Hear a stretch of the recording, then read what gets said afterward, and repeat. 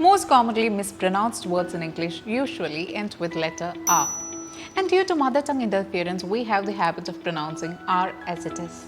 But in English, we do not. Look at the words car, far, our, other.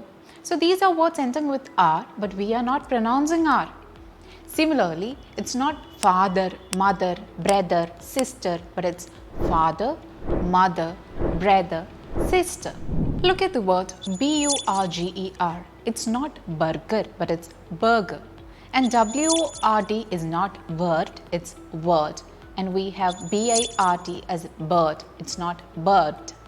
And we do not say where, here, you were, there. It's where, here, there, here. We only pronounce R if it is followed by a vowel sound. So next time, make use of this tip. And for more videos, follow Tiju's Academy. ഉറപ്പാണ് വിജയം.